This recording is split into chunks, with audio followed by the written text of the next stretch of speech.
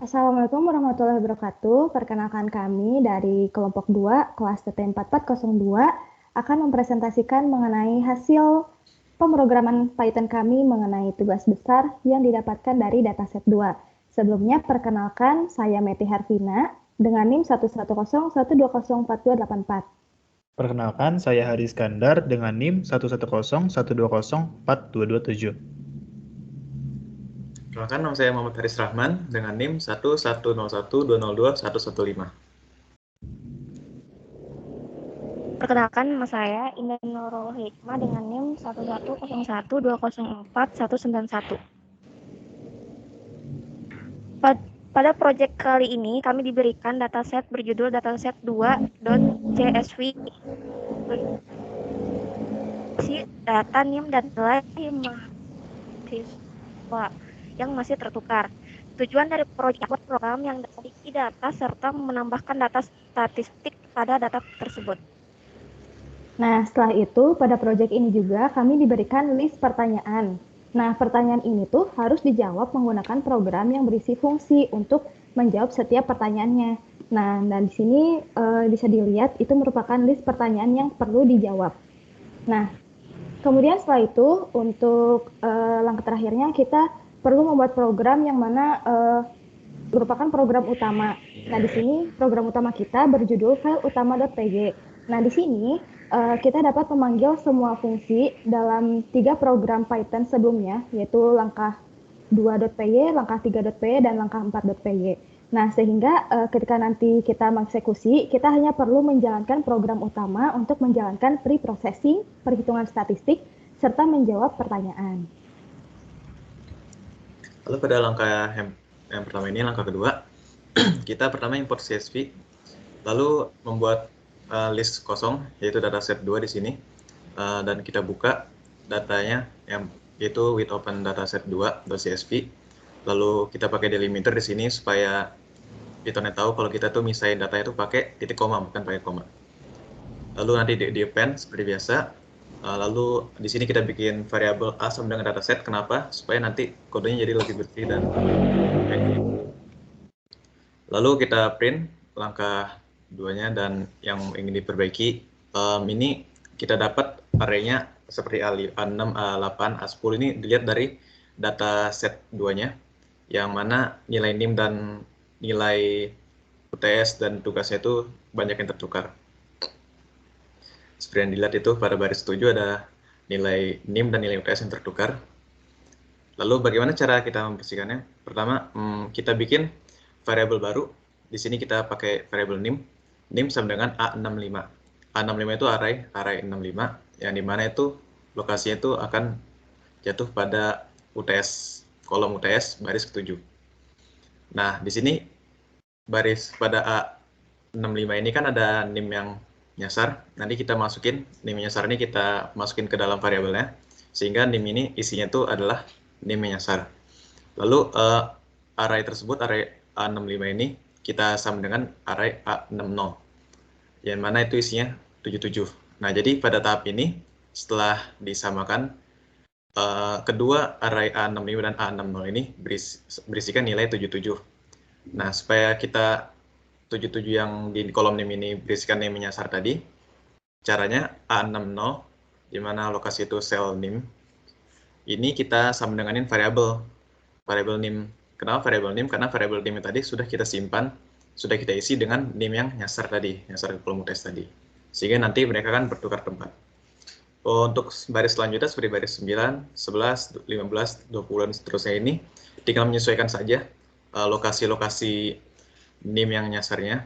Nanti kita sesuaikan saja, seperti contohnya A32 sama 2, A41 sama 3, sesuaikan saja array-array yang dibutuhkan. Lalu print hasil yang diperbaiki. Kenapa? Supaya nanti tahu kalau kode ini bekerja. Selanjutnya kita save, kita buat file baru, yaitu dataset 2 underscore fixed, yang nanti sama with open juga, pakai write, supaya nanti ditulis ulang semuanya, delimiter, titik, koma juga. Untuk perulangannya for row in range len A. Len A itu maksudnya panjang dataset 2-nya. Jadi selama masih ada dataset 2-nya, nanti dia bakal tulis terus red row. Tiap kolomnya ditulis ulang. Setelah itu kita akan masuk ke langkah 3. Oke, pada langkah 3, tadi kan kita udah dapat dataset yang udah benar ya bentuknya. Nah, terus dataset yang udah benar bentuknya itu, kita mau nambahin kolom baru, namanya itu kolom akumulasi. Jadi, ini tuh sama, kita nge-copy semua data yang ada di dataset 2 ke dataset fix dummy. Udah gitu, di dataset fix dummy ini kita bakal nulisin kolom baru, yaitu kolom akumulasi. Caranya gini, operator row, itu berarti buat semua yang ada di dataset, tapi ditambahin sama akumulasi. Jadi itu nanti kalau di hasil akhirnya, semua kolom yang baru di sini tuh bakal ada akumulasi gitu, terganti sama tambahin pen sama akumulasi. Udah gitu kan, berarti dataset yang lama, dataset 2 yang lamanya udah nggak pakai nih yang fix. Kita bisa remove aja, terus kita ganti sama yang dummy itu. Yang dummy ini kita rename jadi dataset 2 fix yang baru. Nah, untuk rename ini, kita jangan lupa perlu nge-import library OS. Nah, setelah kita masukin semua akumulasi pada kolom barunya itu, kita mau ganti nilai-nilai akumulasi itu pakai nilai akumulasi yang beneran angkanya, yang udah kita lakuin perhitungannya. Yang pertama ya, kita perlu copy dulu semua data yang ada di dataset 2 fix ke list akumulasi. Udah gitu, dibuat akumulasinya, akumulasi I,7, berarti ini tuh baris dari 1 sampai 42,7. 7 itu kenapa 7? Karena itu tuh adalah kolom di mana akumulasi berada. Itu bakal digantiin sama data ini, data perhitungan akumulasi dari nilai tugas 1 sampai UAS yang udah sesuai dengan kriteria soal. Nah, udah gitu, kita kan udah nambahin nih si nilai akumulasinya ke list akumulasi. Terus buat ngeceknya kita bisa ngeprint akumulasi ini aja pakai perulangan J dari 0 sampai 42. Nanti tuh hasilnya bakal lihat kayak gini, ada akumulasi. Nah, dari J sampai 0 sampai 42 tuh bakal muncul semua nilai akumulasinya. Kayak gini, yang paling ujung kanan. Nah, kalau udah dapet semuanya kayak gitu, tinggal kita masukin lagi ke dataset 2 fix CSV-nya. Kita tulis ulang semuanya pakai write, soalnya tadi kan data-data yang asalnya akumulasi mau kita ganti jadi angka-angka ini. Pakainya seperti sama yang tadi kita lakukan, tinggal pakai dataset 2 fix write, terus ditulis semua row-nya. Nah, kemudian setelah kita menyimpan data nilai akumulasi, kita buka kembali file dataset 2 underscore fix.csv-nya. Nah, setelah itu kita read seperti biasa. Nah, kita buka kembali file ini karena untuk melakukan perhitungan data statistik. Nah, sebelum melakukan perhitungan rumus-rumusnya, kita perlu membuat list-list dari setiap row, yaitu dimulai dari tugas 1, tugas 2 hingga ke akumulasi. Nah, di sini kita membuat list kosong untuk diisi nantinya di program ini.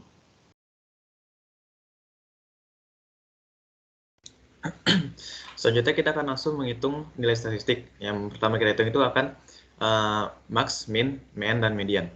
Selanjutnya untuk pertama sebagai contoh kita ambil tugas 1. Pertama kita bikin variabel baru. Di sini kita bikin max T1 untuk tugas 1. Jadi max T1 ini sama dengan max int float x for x in tugas 1. Kenapa begitu?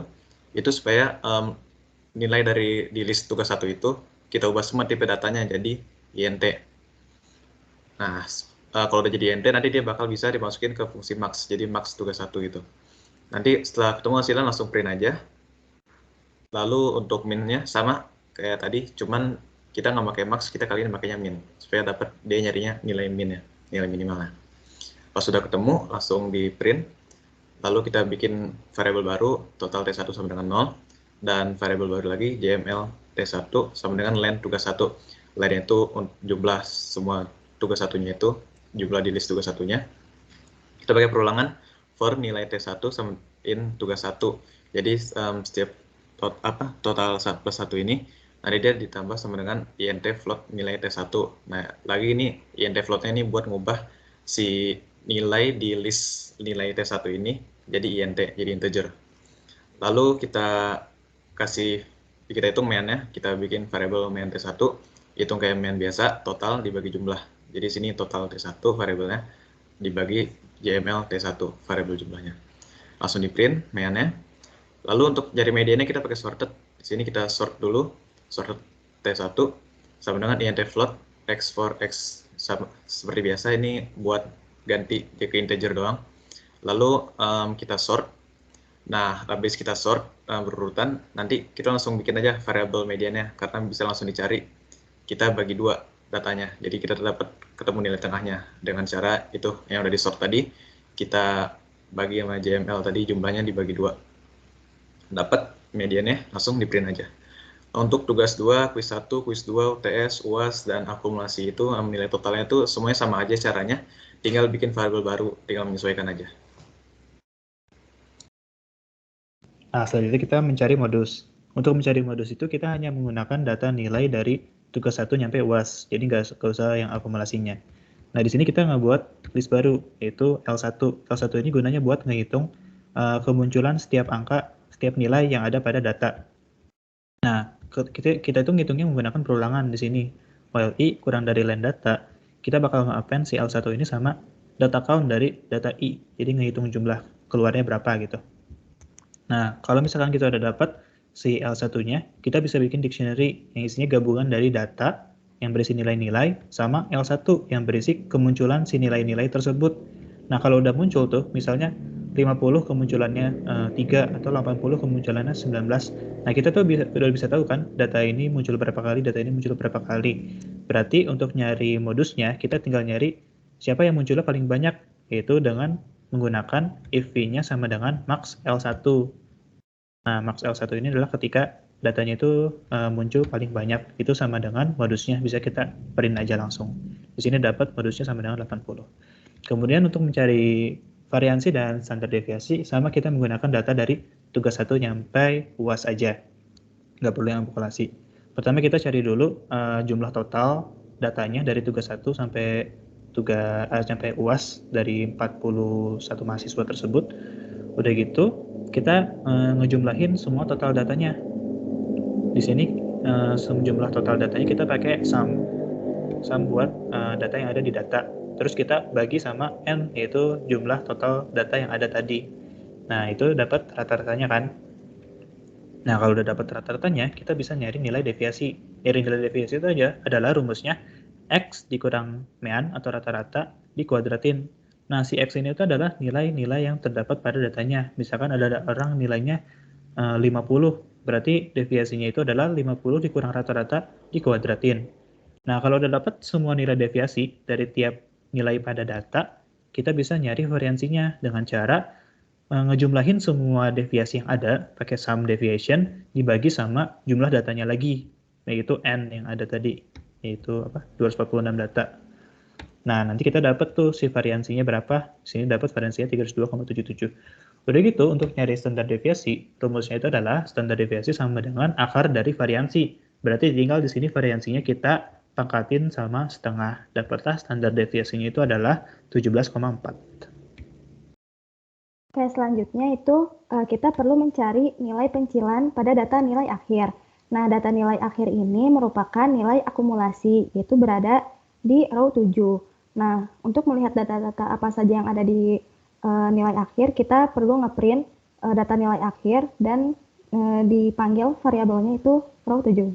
Nah, setelah itu, untuk mencari nilai pencilan ini, kita perlu mencari nilai mediannya terlebih dahulu untuk mempermudah perhitungan Q1 dan Q3 yang diperlukan dalam perhitungan mencari nilai pencilan.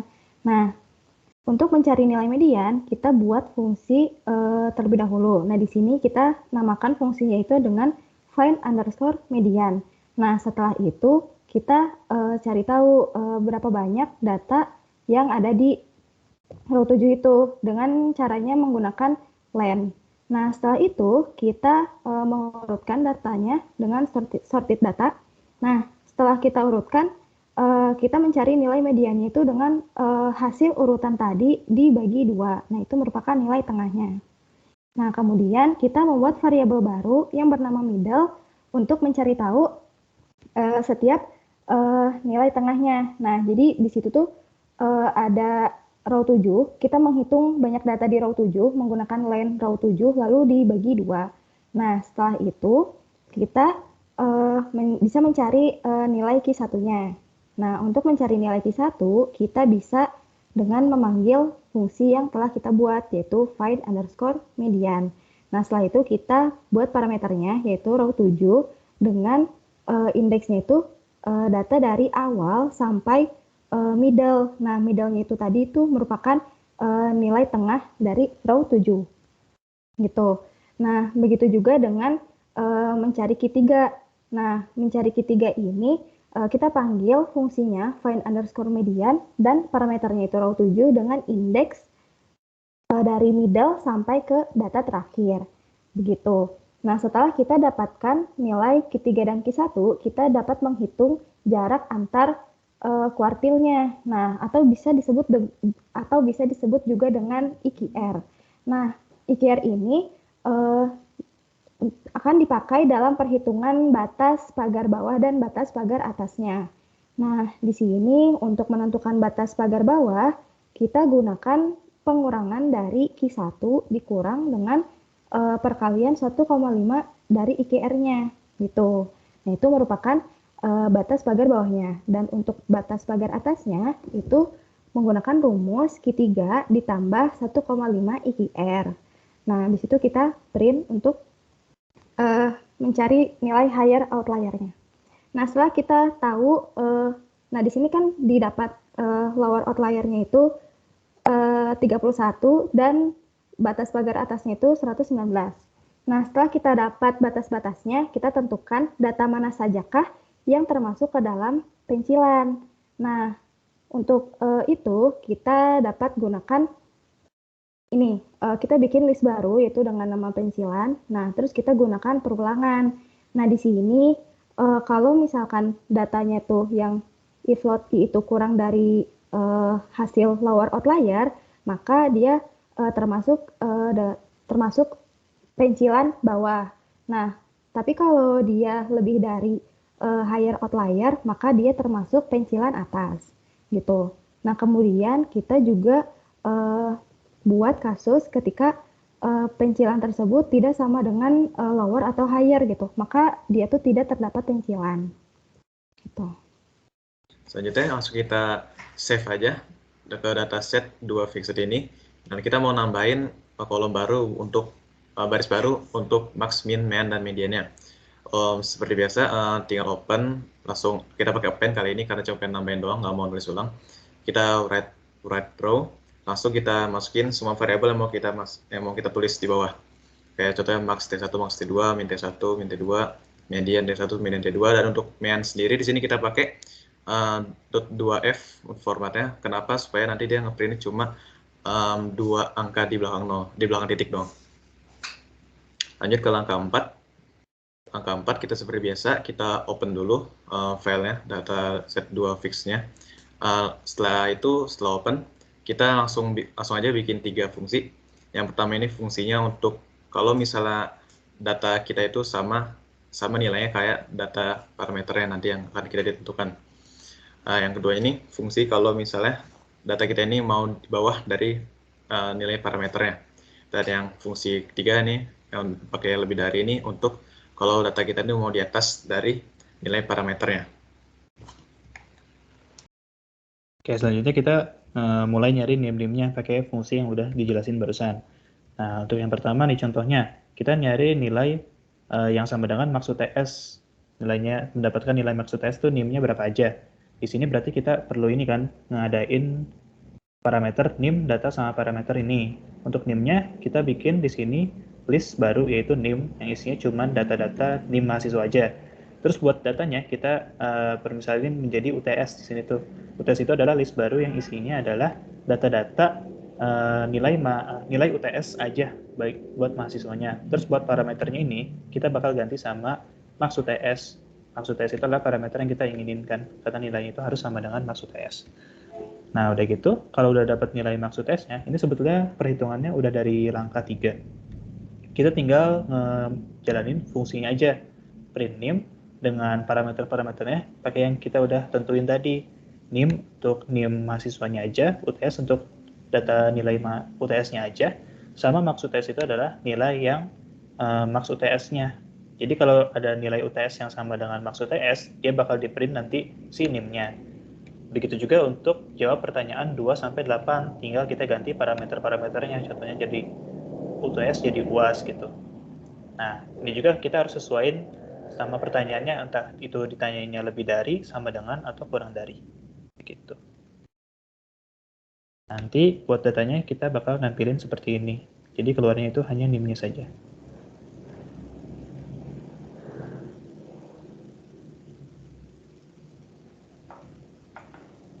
Baik, selanjutnya setelah kita menjawab semua pertanyaan yang ada, nah kita perlu membuat file utama. Nah, file utama ini merupakan file yang berisi memanggil semua ketiga file yang sudah dibuat sebelumnya. Nah, caranya itu adalah dengan mengimport semua nama-nama file yang sudah dibuat sebelumnya. Nah, file yang dibuat sebelumnya itu berjudul langkah 2.py, langkah 3.py, dan langkah 4.py.